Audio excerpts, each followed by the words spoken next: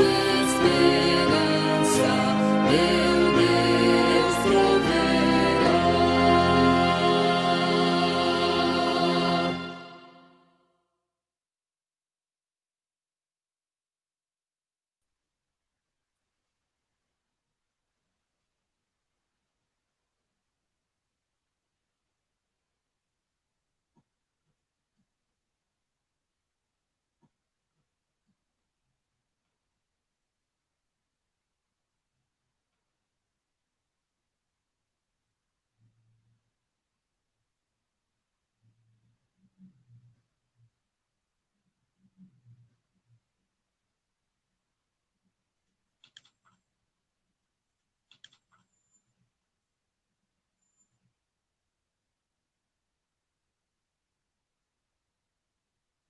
Boa noite, irmãos.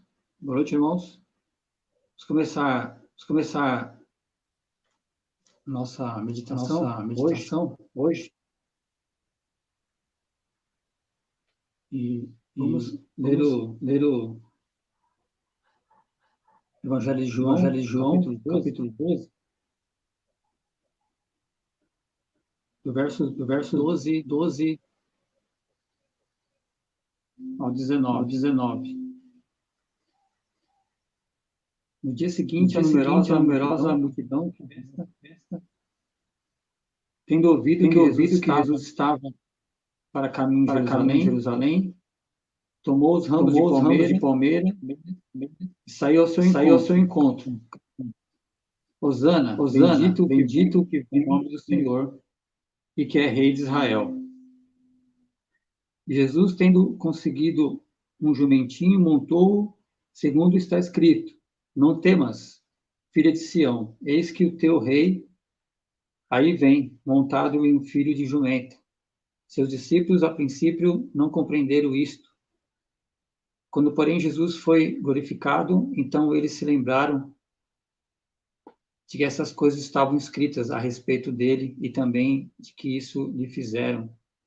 Davam, pois, testemunho disto a multidão que estiveram com ele, quando chamaram a Lázaro do túmulo e o levantaram dentre os mortos. Por causa disto, também a multidão lhe saiu ao encontro, pois ouviu que ele fizera esse sinal.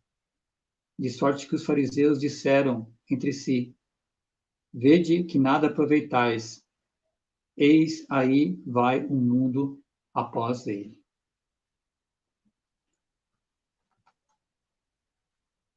Nesse momento de estudo, de estarmos com a igreja reunido, ainda que virtualmente, vamos orar ao Senhor para que Ele nos dê mais a sua graça e possamos aprender mais a sua palavra, e Ele possa aceitar o nosso louvor, nossa oração. Vamos orar? Senhor Pai bendito, pedimos ao Pai que o Senhor desvenda os nossos olhos para compreender as maravilhas da tua lei.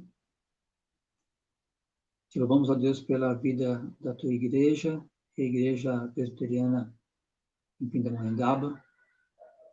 Abençoe todos aqueles que estão ouvindo a tua palavra, o estudo dela, para que os nossos corações sejam atingidos pelo teu Espírito Santo. Também fale conosco, Pai, edifique nosso coração através dos hinos, dos cânticos, porque também fazemos em teu nome, ó Deus. Fique conosco, Pai, nós te rogamos em nome de Jesus. Amém.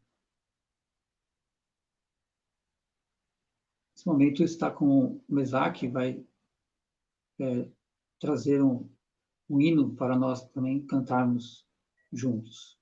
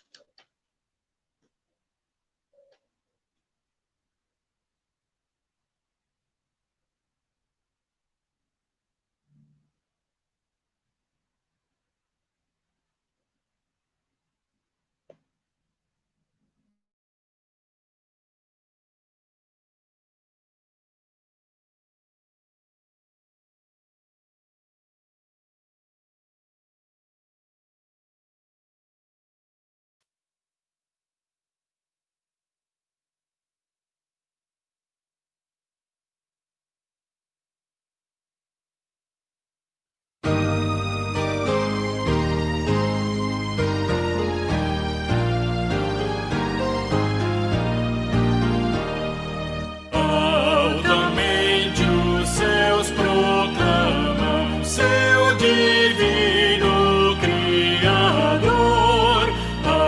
anuncia ao firmamento tuas obras, ó Senhor, incessantes, noite e dia, dão sinais do teu poder, sem palavras proclamando, Deus excelso no saber, majestoso sol caminha pelos céus com resplendor, exultando em seu percurso, enche o mundo de calor, todo vasto universo canta em coro teu louvor, e a nós vem doce ensino da palavra do Senhor.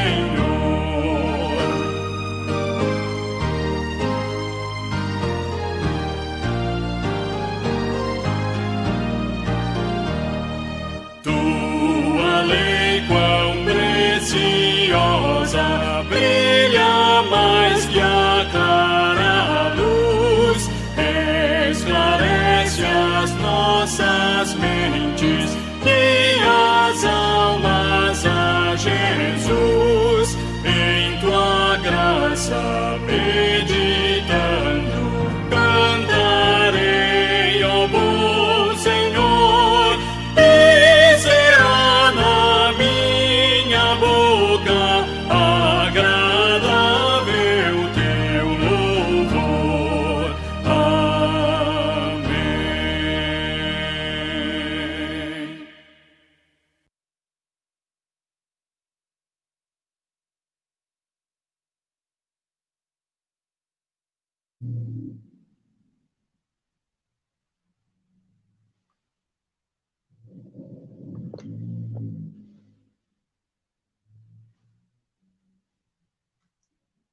Irmãos, quero fazer a pergunta a vocês. Se vocês estão me ouvindo, pode responder aqui mesmo no chat do YouTube. E se tiver alguma dificuldade, a gente pode retornar, melhorar um pouquinho.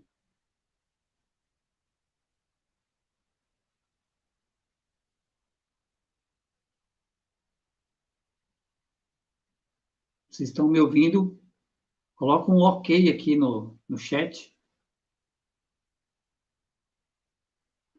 Bom, vocês estão ouvindo, então vamos iniciar nosso estudo de hoje. Peço aos irmãos que abram as suas Bíblias no Evangelho de João, no capítulo 14, e deixem abertas as suas Bíblias no capítulo 14. Leremos conforme avançarmos na exposição. Vamos orar mais uma vez, pedindo orientação do nosso Deus para a nossa vida, para o nosso estudo. Senhor Deus, nós te louvamos mais uma vez e permite-nos, ó Deus, aprender mais a tua palavra. Enche-nos, ó Deus, nosso coração com mais esperança no Senhor, nos ensina, nos faz entender qual é a tua vontade, nos faz entender, ó Pai, cada dia mais o nosso propósito e para onde vamos habitar com o Senhor, nos faça encher cada vez mais esperança, nossa morada com o Senhor. Nos ensina nessa noite, ó Deus. Te rogamos pelo teu povo, ó Deus, em nome de Jesus. Amém. Bem, João capítulo 14, do 1 ao 14. Jesus disse essas coisas, essas palavras, quando estava com os discípulos no cenáculo. Na noite que foi traído, como bem sabemos, mais cedo ele entrara em Jerusalém, como tão esperado o rei dos judeus, montado em um burrinho, para a festa da Páscoa. Isso está no capítulo 12, do verso 12 a 19, que eu li no início. Nesse capítulo, alguns gregos vieram vê-lo durante a festa. Jesus agora sabia que chegara a hora dele. Qual era a hora de Jesus? Sofrer e morrer pelo seu povo. Ambos, judeus e gentios. Ao mesmo tempo, os judeus, abaixo dos fariseus, escribas e do sumo sacerdote, aumentaram a sua oposição a Jesus, recusando-se a acreditar nele como Messias, o Filho de Deus, apesar de vários sinais que ele havia feito. Jesus, então, ele volta a sua atenção para os discípulos, aqueles que creram e o seguiram. Ele os traz para o cenáculo, era um salão, onde começa a prepará-los para a sua paixão, para o seu sofrimento e a sua partida para o Pai. No capítulo 13, ele os limpa, lavando os pés deles, dos discípulos, significando, claro, sua purificação espiritual pelo sangue dele. João, capítulo 13, do 1 ao verso 20. E ele também separa o traidor do meio deles. Jesus identifica Judas. Judas se vai. Depois de Satanás ter entrado nele. Está no capítulo 13, do verso 21 a 30. Então, Jesus começa a dar instruções a seus discípulos. Ver aqui.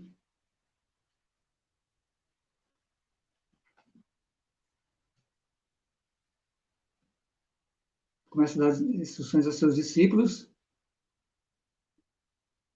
sobre o que estaria para acontecer e as coisas que estavam por vir.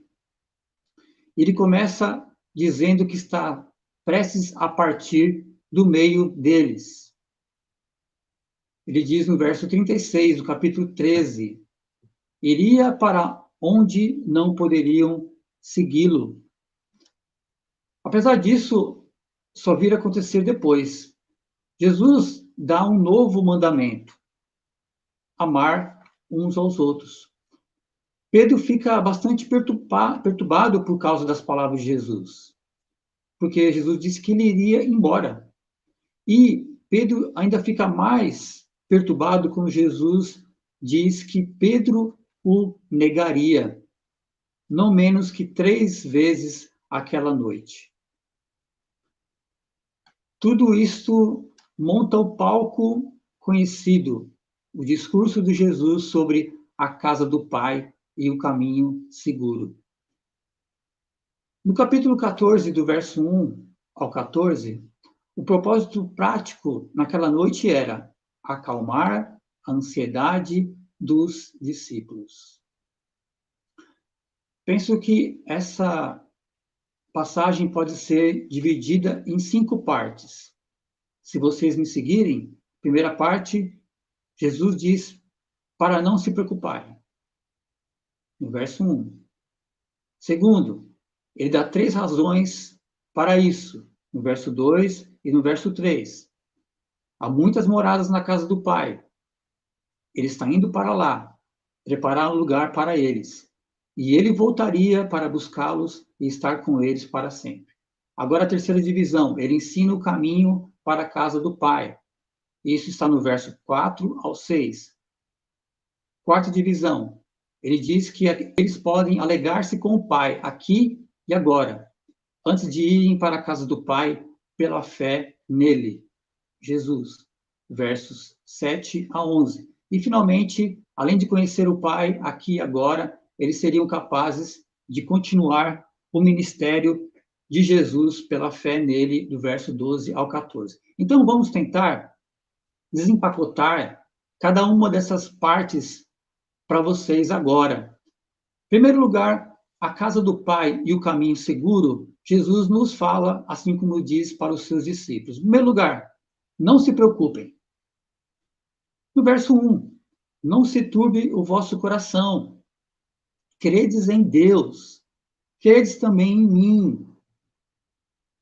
Mesmo Jesus estando perturbado, assim como está escrito no capítulo 12, do verso 27, Jesus está profundamente perturbado. Agora está angustiada a minha alma. Que direi eu? Pai, salva-me desta hora? Mais precisamente, com esse propósito vim para esta hora. Jesus estava angustiado. Mesmo assim, ele continuava a consolar seus amigos perturbados. E isso mostra o coração do nosso Senhor. Mesmo no meio das suas profundas, terríveis provações, ele foi atencioso e cuidou dos que eram seus. Jesus disse que para não se preocupar. E qual é a razão de Jesus de falar isso? Não se perturbe o vosso coração. Ele disse isso porque eles estavam tristes e perplexos com duas coisas que iria acontecer e ele acabara de dizer. Por isso ele diz, não se turbe o vosso coração. Primeiro, os discípulos ficaram perturbados, porque primeiro Jesus disse, ele os deixaria e iria para o lugar onde não poderiam encontrá-lo.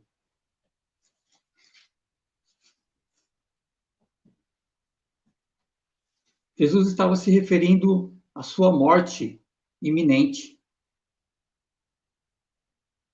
Eles ainda não tinham entendido isso. Mesmo assim, estavam tristes com a ideia que Jesus iria deixá-los e eles não seriam capazes de achá-los. Eles não estavam somente tristes, mas confusos e perplexos, estavam admirados. Qual era a sua preocupação, os discípulos? Como a sua partida, Jesus iria embora, se encaixava com a expectativa de que ele era aquele que traria o tão esperado reino de Deus. O segundo motivo que eles estavam preocupados era que, especialmente Pedro, era a afirmação que Pedro o negaria não menos que 3 vezes. Não é difícil imaginar a agitação nos seus corações. E Pedro já imaginando a vergonha e o medo. É por isso que Jesus diz primeiro, não se turbe o vosso coração. Não se turbe. Não se preocupem. E daí, ele coloca numa forma positiva. Não se perturbe, não se preocupem. Credes em Deus. Crede também em mim, no verso 1. Crede também em mim. Vocês sabem que há várias formas de traduzir esses verbos. Não dá para discorrer todos. Mas existe uma posição que se encaixa melhor no contexto, isto é, que os 2 verbos estão numa ordem, no imperativo. Credes em Deus, credes em mim. O significado do que Jesus está dizendo aqui aparenta ser este. Crer nele. Crer em Deus e nele, Jesus Cristo. Os crentes de todas as épocas podem enfrentar qualquer temor, qualquer medo, se crer em Deus e nele, Jesus Cristo, que também é Deus. Isso acalmaria os discípulos com a partida iminente, já às portas de Jesus. E também acalmaria Pedro, que sabia que iria negar. Jesus avisou. e eles deveriam crer nele, assim como creram no Pai, porque Jesus e o Pai são um. Isso quer dizer que, como Deus, Jesus nunca os deixaria sozinhos para sempre, nem abandonaria Pedro após a sua queda. Então, esse é o mandamento que ele dá para eles. O segundo divisão dessa mensagem, a casa do Pai e o caminho seguro, existe razões para não se preocuparem. Não se preocupem e existem razões para não se preocuparem. Vimos quais são os motivos que preocupavam os discípulos e pode também nos preocupar. O verso 2 e verso 3 irei ler agora, pois nós não lemos ainda toda a passagem. Verso 2 e verso 3. Na casa de meu pai há muitas moradas. Se assim não fora, eu vou-la teria dito, pois vou preparar-vos lugar. E quando eu for vos preparar lugar, voltarei e vos receberei para mim mesmo, para que onde eu estou, estejais vós também. Há basicamente 3 razões para os discípulos, para nós, termos paz em meio às perplexidades, em meio à admiração, assombro. Há 3 razões. Jesus fala: há muitos quartos na casa do Pai. Segundo, na casa do meu Pai há muitas moradas. Isso no verso 2. E a segunda razão, ele iria para um local, teria um local para eles. No verso 2, vou preparar-vos lugar. Então, no número 3, terceiro motivo, ele voltaria para eles e estaria juntos com ele para sempre. Há muito lugar, há um lugar para nós, para os crentes. Nós vamos ser preparados, ou ele vai preparar o lugar, e ele voltaria para eles, estaria juntos com eles para sempre. No verso 3 ele está dizendo isso. Virei outra vez e vos levarei para mim mesmo, para onde eu estiver, estejais vós também. Agora, vamos orar para a primeira razão que não expliquei. Por que eles não deveriam se preocupar? A razão é, na casa do meu pai, há muitas moradas. Nessa passagem, são esses 2 pontos que precisam de uma explicação. Primeiro, o que é a casa do pai? Segundo, qual é o significado das muitas moradas? Acredito que a melhor interpretação para os 2 pontos é da passagem seja esta. Jesus está dizendo que depois da sua morte e a ressurreição, ele irá para o paraíso, o local onde o Pai está, o local da sua habitação, da onde ele veio. Jesus chama de casa do Pai.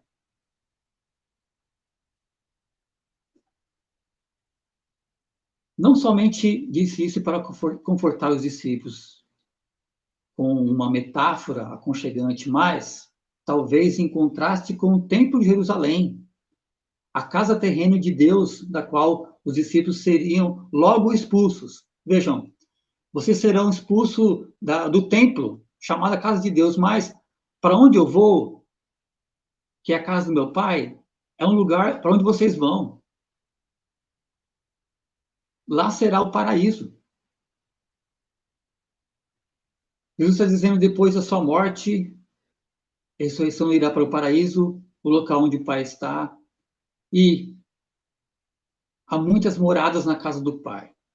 Simplesmente, o que significa muitas moradas? Significa que lá há espaço suficiente para eles e para todos aqueles que viessem depois. Há espaço, há muito espaço. Para quem? Para todos. Para os gregos, para os judeus, os gregos que foram ver Jesus, os judeus que creram em Jesus, gentios como nós, que não somos judeus, todos que iriam crer em Jesus, creriam em Jesus. A segunda razão para falar sobre a casa do Pai e as moradas é que ele não deixaria seus corações se preocuparem. Essa é a razão. Jesus diz que vai preparar um local para eles. Vou preparar-vos lugar. É o começo do verso 3. Quando eu for, vos preparar lugar. E, obviamente, o ponto aqui é: qual é essa preparação? Jesus não está falando que está construindo mansões. Hoje eu ouvi até uma piadinha, que tem pessoas que vão chegar no céu e umas vão encontrar uma mansão, outro vai encontrar um casebre, e alguém vai questionar, e a pessoa vai falar assim, foi o material que você mandou, só deu para construir isso. Não, não é isso. O que vamos fazer aqui não vai mudar em nada nossa morada. Não quer dizer nada isso. O que significa essa preparação? Não devemos imaginar que Jesus está construindo casas, mansões para nós no céu. Ele não está nem sequer melhorando ou reparando o que estava pronto desde a fundação do mundo. Veja o que a própria Bíblia fala. A Bíblia nos diz, em Mateus 25, 34, para aqueles que são salvos, vinde, benditos de meu Pai, entrai na posse do reino que vos está preparado desde a fundação do mundo. Entrai na posse do reino. Está preparado desde a fundação do mundo.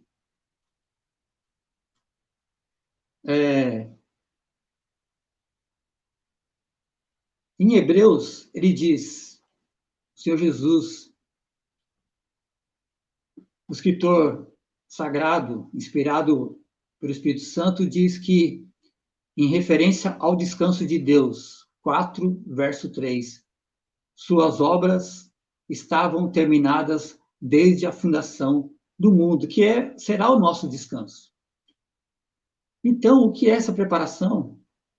Eu acredito que a morte e a ressurreição de Cristo seriam a preparação em si mesma. Jesus nos preparou. Ele iria preparar morada para eles e para nós, justamente por ir para lá antes, através da sua morte e ressurreição. Ele nos preparou dessa maneira. As moradas estão prontas, mas nós não estamos prontos para entrar. Jesus prepara um lugar para nós ao morrer na cruz por nossos pecados. Ele abre o caminho para a casa do Pai. É assim que ele prepara as moradas. E se não fosse assim, ele teria dito. Foi isso mesmo que ele disse. Portanto, o que aparentava à primeira vista ser uma causa para agitação em seus corações era, na verdade, um motivo. Era motivo de alegria, esperança e conforto. Jesus estava dizendo, estou indo para o Pai, estou de partida, mas eu voltarei para vocês. Não era motivo de tristeza. Era motivo de alegria, esperança, conforto. Sua partida era necessária para a nossa entrada na casa do Pai. A terceira razão que Jesus nos dá para não se preocuparem é esta. Depois de ter preparado um quarto para eles, ele voltaria para recebê-los. Ainda vou voltar para recebê-los. Ele estaria com eles para sempre. Isso é que diz no verso 3. E se eu for e vos preparar lugar, virei outra vez e vos levarei para mim mesmo, para onde eu estiver, e sejais vós também. Existem vários pontos nesse texto que demandam atenção, em especial esses dois. Quando Jesus voltaria para levá-los? Segunda pergunta. O que ele quer dizer que eles ficariam juntos para sempre com ele? Quando voltaria para levá-los? Quando eles ficariam juntos para sempre? Vamos olhar primeiro quando Jesus voltaria de acordo com o verso 3. Como sabem, tem se dado diferentes interpretações para essa questão. Quando Jesus volta para vocês, ou volta para a humanidade, alguns podem dizer, bom, Jesus volta depois da ressurreição. Outros que a sua própria ressurreição. Outros que ele viria pelo Espírito no dia do Pentecostes. Outros que já está conosco até o presente dia. Outros diriam que Jesus virá a nós quando nós morrermos, como veio até Estevão, quando ele foi apedrejado pelos judeus. Outros dizem que Jesus está falando da sua segunda vinda.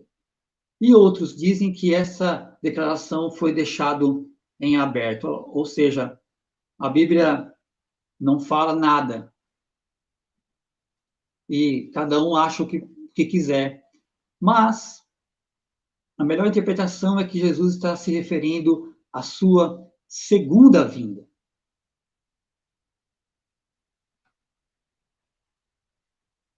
É claro que isso não exclui essas outras vindas, porque a ideia de Jesus, ele veio aos seus discípulos e ocorreu várias vezes. Em João, todos esses sentidos, ele ressuscitou, esteve com seus discípulos.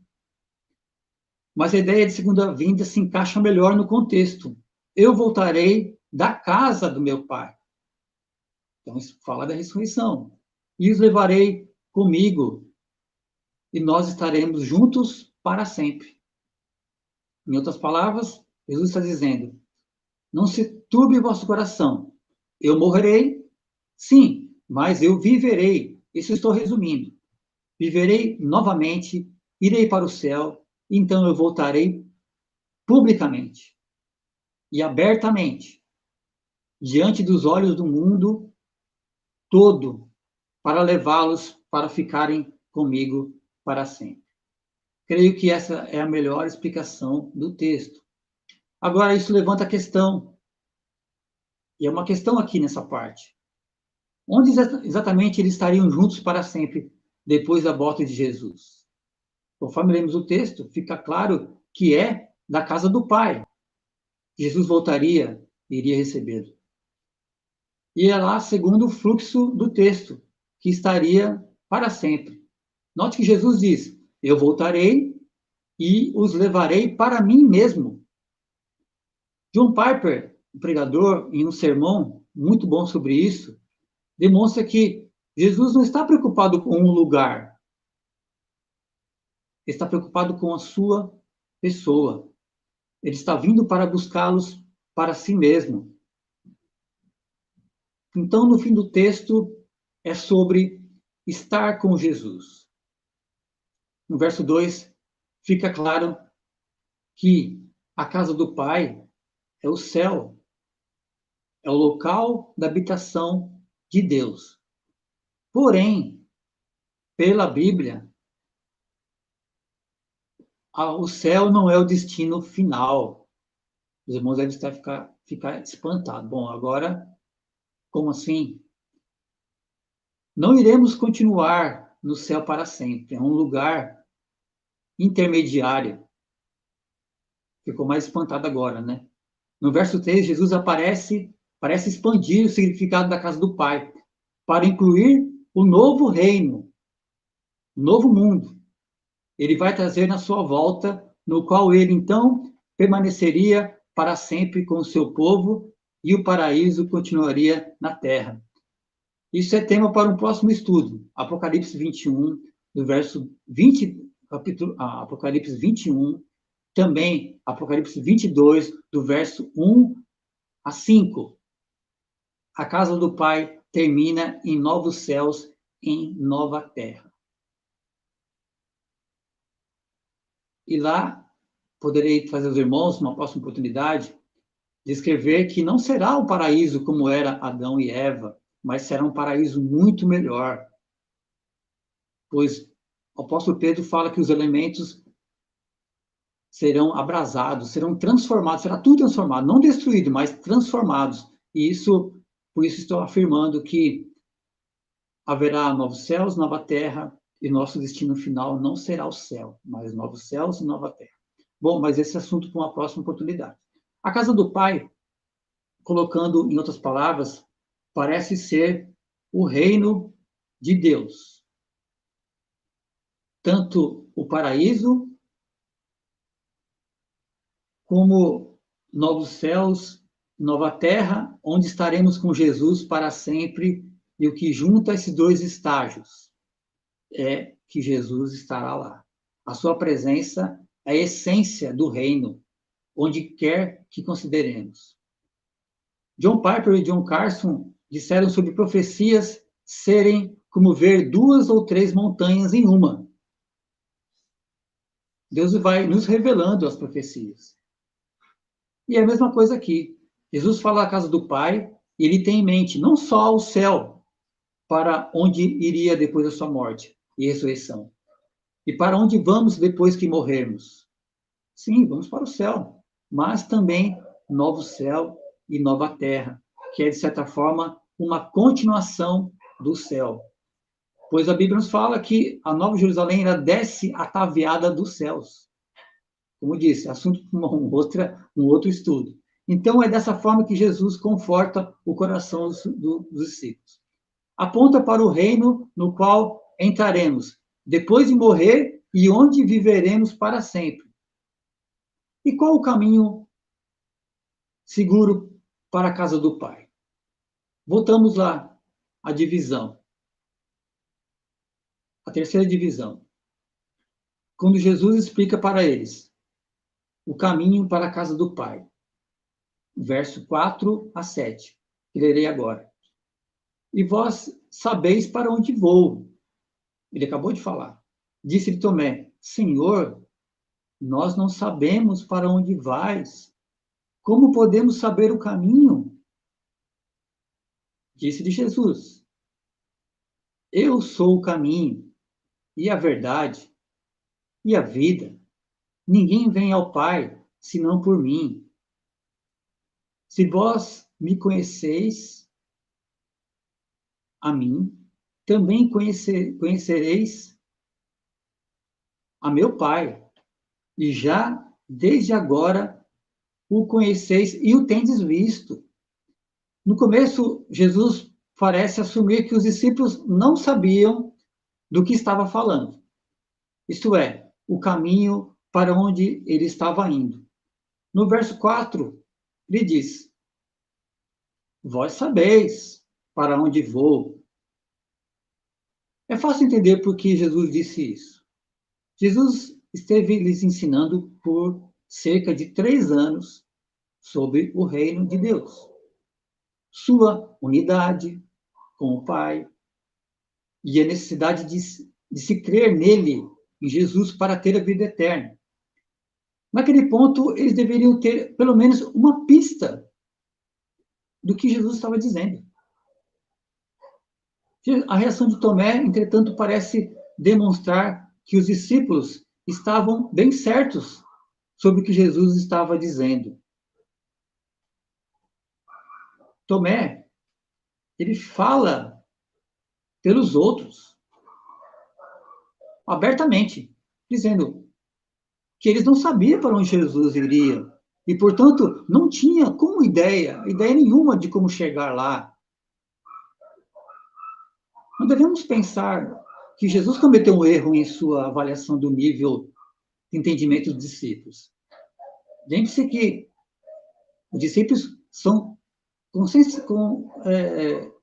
retratados nesse evangelho como tardios em entendimento, não conseguiam entender muitas coisas e interpretavam mal as palavras de Jesus.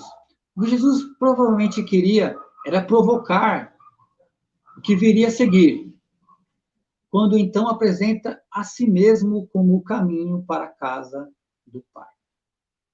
No verso 6, eu sou o caminho e a verdade e a vida. Ninguém vem ao Pai senão por mim. Não somente ele iria à casa do Pai para preparar morada, mas ele próprio era o caminho para lá, o único caminho pelo qual os discípulos poderiam ir para a casa do Pai. Não somente por ser o caminho, ele também é a verdade e a vida. A verdade porque ele era a perfeita revelação de Deus, de como o mundo caído poderia se chegar a Deus. Ele é o caminho. Esse mundo caído, o mundo dos discípulos também não é diferente. E era o caminho para se chegar a Deus. E a vida, porque somente nele o mundo poderia encontrar vida e vida eterna. Isso são duas coisas que ocorrem frequentemente no Evangelho de João. Esse também é o motivo dele ter dito que ninguém vem ao Pai, senão por ele. Ele era o Cordeiro que tiraria o pecado do mundo. Ninguém mais fez a mesma coisa. Ele daria a sua carne por comida e sangue por bebida pela vida do seu povo. Esta é a razão para ele ser o caminho, a verdade e a vida. Se os discípulos tivessem realmente entendido quem Jesus era, eles saberiam que ele era o caminho para o Pai e para a casa do Pai. Como ele diz no verso 7, se vós me conhecesseis, a mim também conhecereis o meu Pai. Existe uma repreensão, mesmo que leve. Eles deveriam saber que, até aquele momento, não somente Jesus era o Messias, o Filho de Deus, mas Jesus era a perfeita revelação de Deus. Sim, ele era o próprio Deus. Ver Jesus, então, era o mesmo que ver Deus. Portanto, crer, conhecer e vir a Deus, a sua casa, Jesus é o caminho para lá. Ele é o caminho para o Pai. E ainda a casa do Pai, o caminho seguro, Jesus está ensinando, em quarto lugar, que, além de tudo isso, deveríamos se alegrar, alegrando-se no Pai aqui e agora. Agora, deixe-me passar por essa divisão. Jesus, alegrando-se no Pai aqui e agora. Jesus declara que eles, de fato, podem ver e conhecer o Pai no mundo atual, antes de serem levados por Jesus para a casa do Pai e a si mesmo. No verso 8 até o verso 11, disse Filipe, Senhor, mostra-nos o Pai. É o que nos basta. Mostra-nos o Pai, é o que nos basta. Disse Jesus, estou há tanto tempo convosco, não me tendes conhecido? Filipe, quem me vê a mim, vê o Pai. E como dizes tu, mostra-nos o Pai? Não crês tu que eu estou no Pai e o Pai está em mim? As palavras que eu vos digo, não as digo de mim mesmo, mas o Pai que está em mim é quem faz as obras. Crede-me que estou no Pai e o Pai em mim? Crede ao menos por causa das mesmas obras?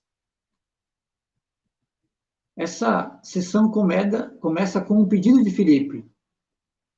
Senhor, eu ouvi todas essas coisas, mas eu peço uma coisa. Mostra-nos o Pai. Você vai para a casa do Pai? Então mostra quem é Ele. E isso nos basta. Filipe parece estar pedindo um tipo de visão de Deus, assim como Moisés pediu no passado, no livro de Êxodo, capítulo 33. Moisés disse a Deus, por favor, mostra-me a tua glória. Aparentemente, Filipe queria a mesma coisa. Para ele, se Deus simplesmente aparecesse, a questão estaria encerrada. Pronto, bastava. Não seria necessário mais nenhuma explicação. Tudo seria claro como água. Isso seria suficiente para encararem os problemas, a vergonha que viriam, porque vão abandonar Jesus, e o medo também que viriam. Ele pede, mostra-me Deus, eu quero uma visão de Deus, quero ver Deus. Seu pedido foi provocado, provavelmente, no que Jesus disse no verso 7. Desde agora o conheceis e o tendes visto. Quando Jesus diz desde agora, ele provavelmente está se referindo após a sua morte, ressurreição. Você vai me ver de novo. Você vai ver Deus. Após a minha morte, ressurreição. Felipe diz isso, mas Jesus afirma, vocês o verão. No verso 7. Desde agora o conheceis e o tendes visto. Vocês vão continuar a me ver, a ver a Deus.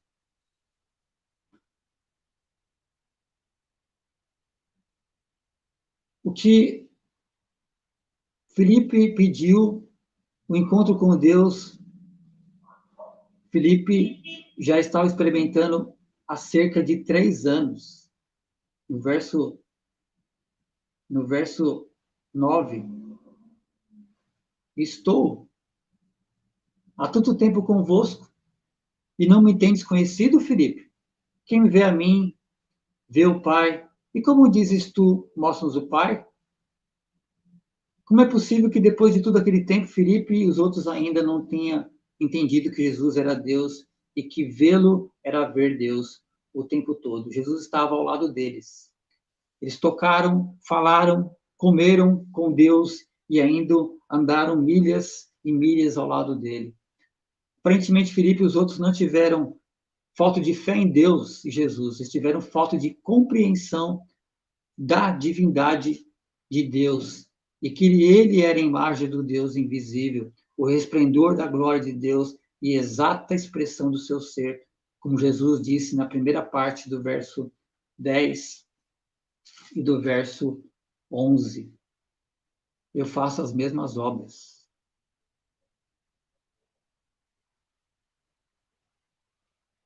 Jesus pede a eles, não somente a Filipe, acreditarem que ele está no Pai e o Pai está nele por 2 motivos.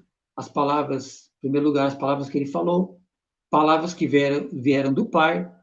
Acreditem em mim, as minhas palavras vieram do Pai. No verso 10, eu estou no Pai e o Pai está em mim.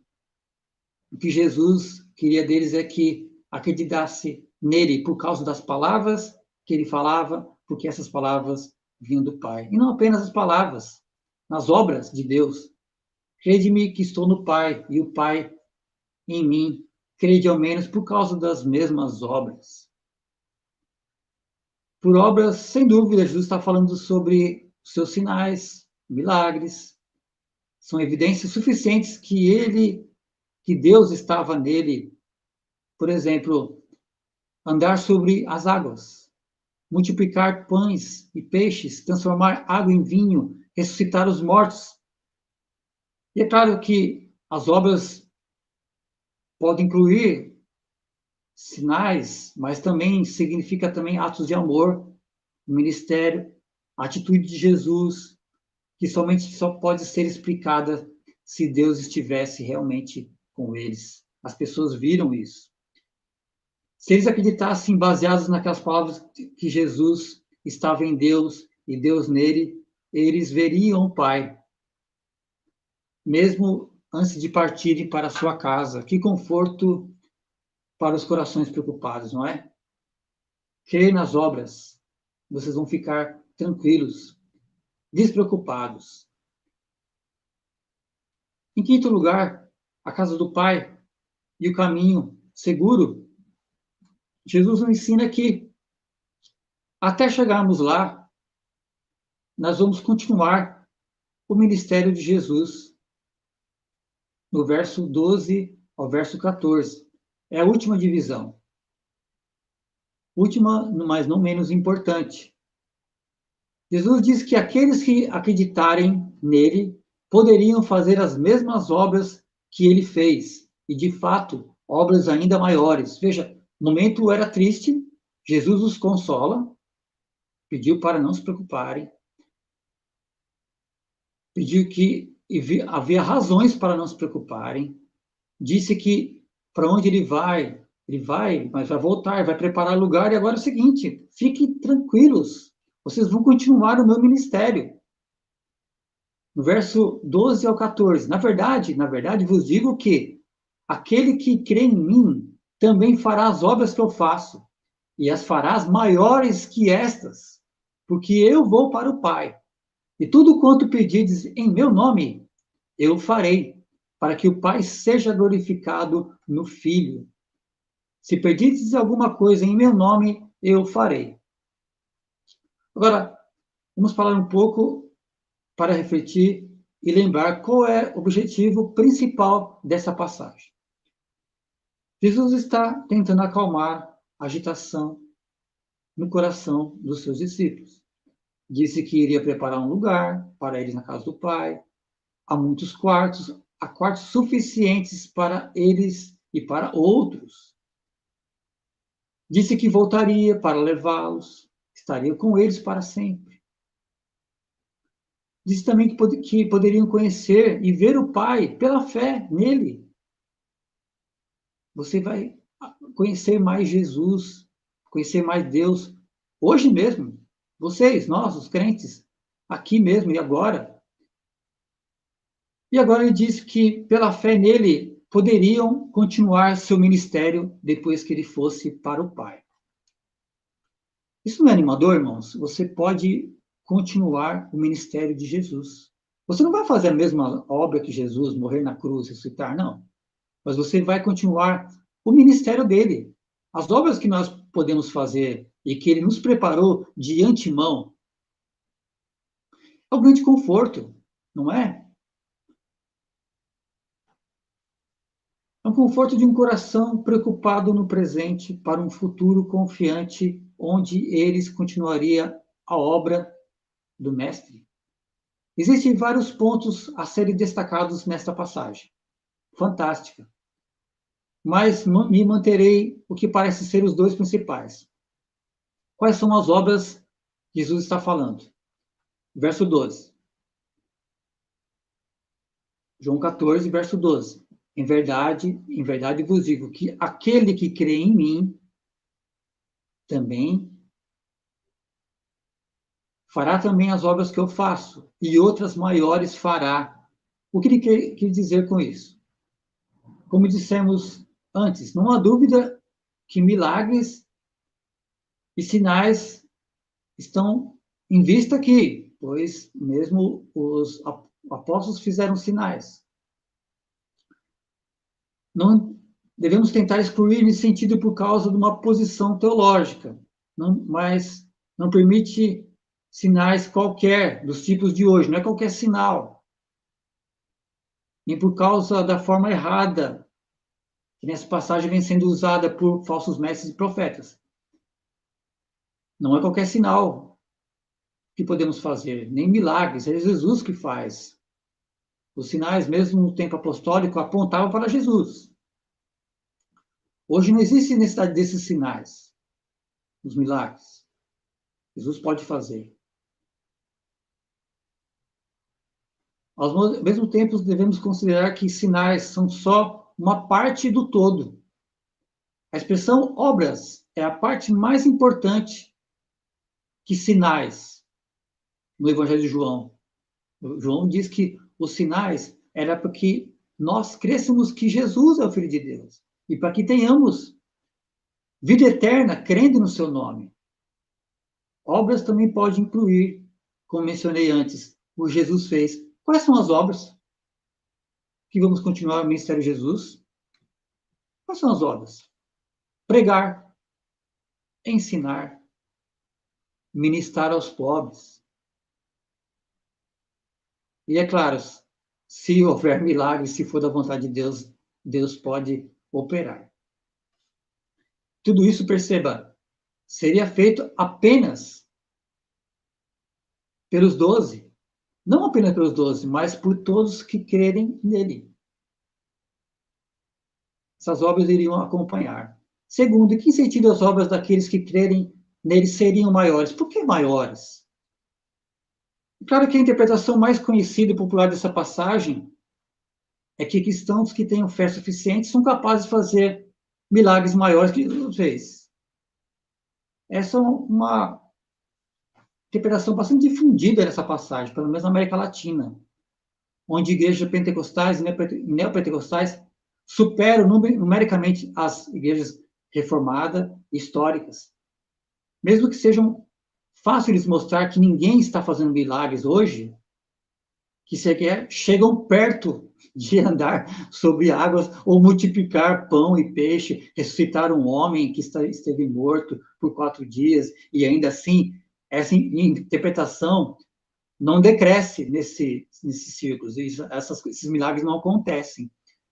Mas acho que a chave para entender o que Jesus quis dizer pode ser achado primeiro na razão que Jesus quis dizer, que ele deu aos seus discípulos e na promessa que ele fez, tendo em vista essas palavras. Primeiro, a razão poderiam fazer as mesmas obras e maiores que ele fez, era que ele iria para o Pai. Verso 12, em verdade vos digo, que aquele que crê em mim fará também as obras que eu faço, e outras obras fará, porque eu vou para junto do Pai. Ou seja, sua ida ao Pai significa sua exaltação e a inauguração da nova era marcada pelo derramamento do Espírito Santo. Porque em termos de cumprimento e sequência histórica e redentiva, os tempos seriam maiores, seriam melhores, depois da morte e ressurreição, exaltação, e as obras feitas pelos discípulos após esses eventos também seriam maiores. Vejam, houve muito maiores conversões. Não necessariamente em número, extensão e poder, mas primeiramente pelo caráter histórico da salvação. Os discípulos fizeram obras maiores. O evangelho foi espalhado.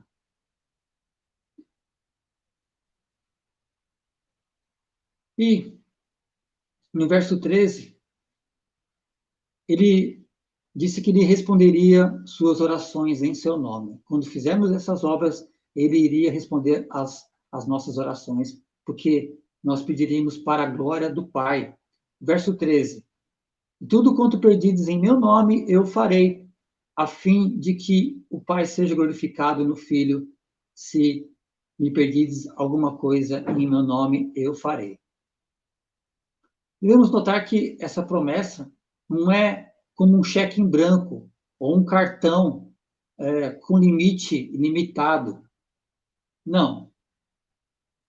Quer dizer que no processo de fazer essas obras, ele estaria pronto para responder nossas orações, de ser como ele, de poder fazer suas obras, de ministrar as pessoas, de anunciar o evangelho, de ter compaixão com o pobre. Então, você não deve tirar essa promessa, pedir qualquer coisa, isolar do seu contexto, não. É pedir em seu nome com você fazendo essas obras. Pregar, ensinar, ministrar aos pobres. É uma promessa relacionada a outra, sobre as obras maiores, significando um ministério no qual o sobrenatural pode ocorrer, mas é direcionado a abençoar outras pessoas, pregando e ensinando. Quando colocamos essas duas coisas junto, realizar as obras maiores que Jesus nos preparou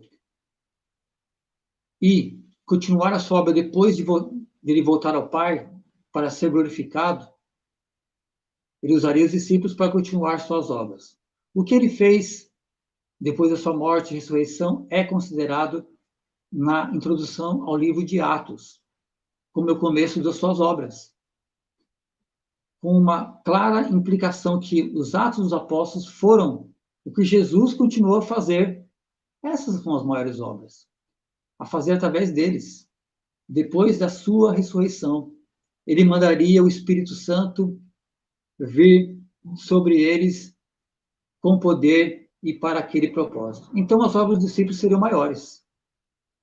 Trouxe um número maior de pessoas para o reino, como Pedro, no dia de Pentecostes, pregou um sermão a 3.000 pessoas, foram salvas, e hoje nós pregamos 3.000 sermões e às vezes uma pessoa é salva. Não está nada errado.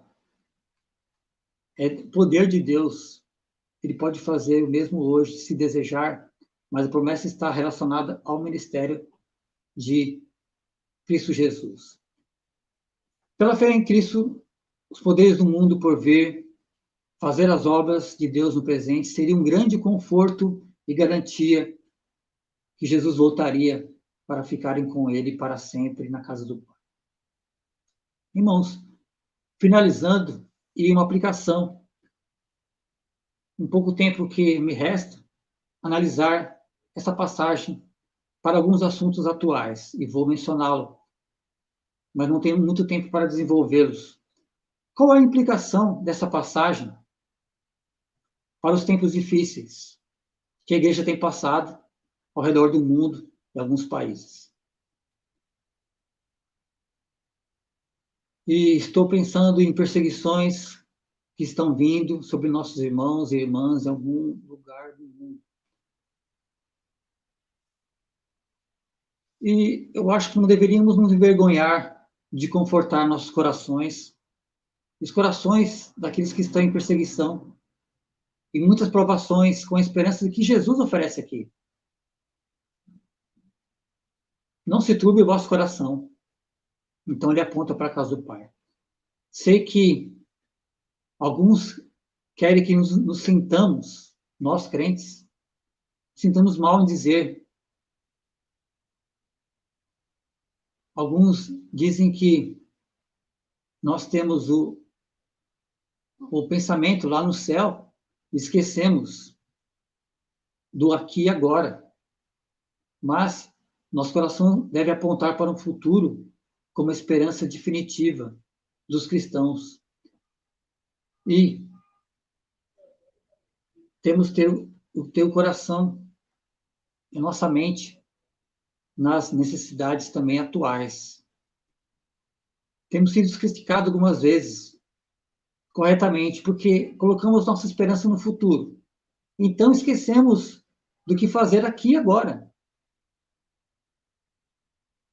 Apesar disso ser verdade em alguns lugares e tempos da história, não devemos nos envergonhar de dizer que, apesar disso, apesar desses erros, a esperança do cristão é a esperança abençoada do novo céu e nova terra. Nossa esperança não está aqui. Não é daqui que obteremos nosso conforto. Não há razão aqui e poderosa o suficiente, nenhuma razão suficiente para acalmar a angústia do nosso coração. A esperança que nos é dada na Bíblia é a esperança futura, escatológica. Nossa esperança é no reino do porvir de Deus, que começa no presente, mas vem em sua totalidade no futuro. Qual é outra implicação? O texto nos mostra que a forma como os discípulos de Jesus impactariam o mundo é fazendo as suas obras, e obras maiores, aqui e agora. Inclui atos de compaixão e amor por aqueles que sofrem. Porém, mais certamente, como Jesus fez, chamar pecadores, grandes e pequenos. Chamar pecadores a se arrependerem de seus pecados e crerem em Jesus para a vida eterna. Eu tenho dificuldade para entender como pecadores e não arrependidos podem ser reconstruídos sem evangelho. Eu acredito na graça comum. As pessoas podem ser boas até, podem ser caridosas, mas nós não sabemos. Nós sabemos que a graça comum não converte pecadores, mas o evangelho sim. Como este texto impacta se a pergunta é: se há salvação em outras religiões? Se há, algumas pessoas afirmam, todos serão salvos no final? Creio que essa passagem nos dá uma resposta. Não há salvação fora do conhecimento de Cristo e fé nele. Pois Jesus mesmo exortou seus discípulos: vocês têm que conhecer a mim, conhecer o Pai. Eu preparo uma morada para vocês. Eu voltarei para vocês. É necessário cada vez mais conhecer a Deus e Jesus e suas obras.